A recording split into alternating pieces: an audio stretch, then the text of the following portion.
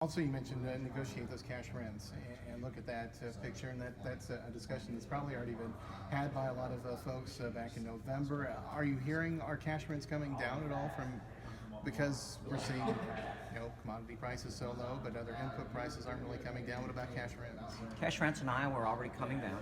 They've already dropped about 8% the last 2 years. So cash rents peaked in 13 with the high land values and the record net farm income.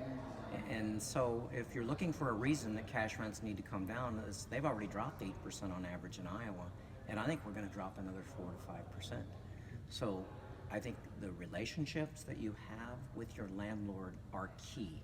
So if you terminate a lease, somebody else is going to pick up the lease. But the issue becomes if you let a cash rent farm go, somebody else is going to rent the farm, then you're going to have higher fixed cost and you're going to have higher overhead cost.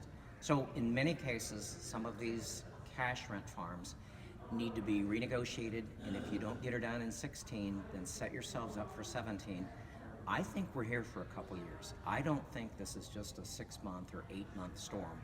We have the largest corn ending stocks in 10 years and some of the largest bean ending stocks in 30 years.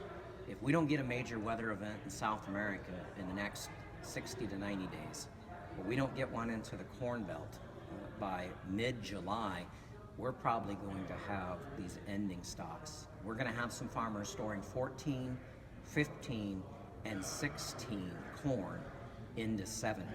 So I think you've got to really be in tune with your own farm finances to make sure that you don't have the limitations of liquidity and working capital. Work with your financial officer, work with your major lender, and get your financial statement done early. December, not February or March. The troubled credits are going to show up in February or March, and that's likely where you're going to see the farms that don't have financing arranged for 16. So generate cash flow earlier, get to your financial officer, your primary lender earlier. Let's use December as the opportunity to set ourselves up for a successful winter, and then hopefully manage these costs that are coming at us. But the tightest crop profit margins that we've seen in nearly 10 years are likely going to be 2016. Chad, we've caught up today here in Decatur at the Farm Credit College. And first off, welcome to Central Illinois. And as we gather here at the Farm Credit College, give us a little bit of an idea of what you'll be talking about this afternoon. Well, right now with the lower prices, everyone talks about having a plan or a marketing plan and moving forward. And so when I come and do a meeting, my main goal is to give producers some information that they can take home and use in making more informed marketing decision to hopefully move their operation forward. That's one of the big challenges. We've seen over the last couple of years, we've had weather challenges, but we still end up with a big crop. But then you've got to know what to do with that big crop with commodity prices where they are.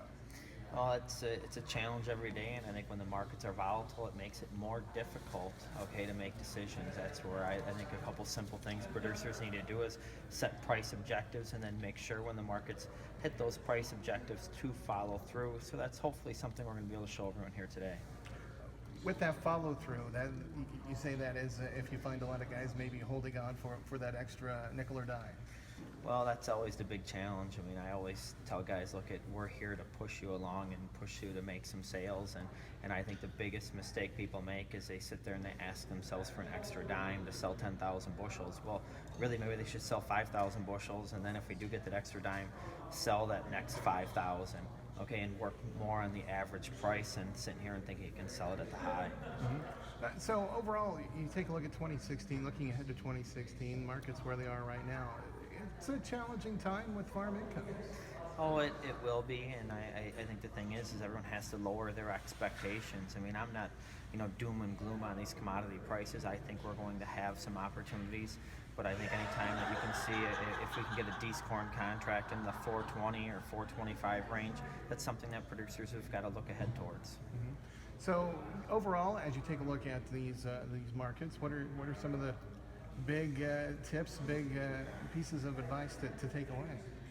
No, I think the one thing is I always try to gauge these markets and which ones have the most bullish potential or which ones have the most bearish potential. And when I look at, corn and beans, I think it's pretty obvious. Beans have a lot more downside risk than corn, and if we look at any sort of upside potential, I think that corn can maybe surprise us a little bit and give us a little bit better of an opportunity than what we would think right now.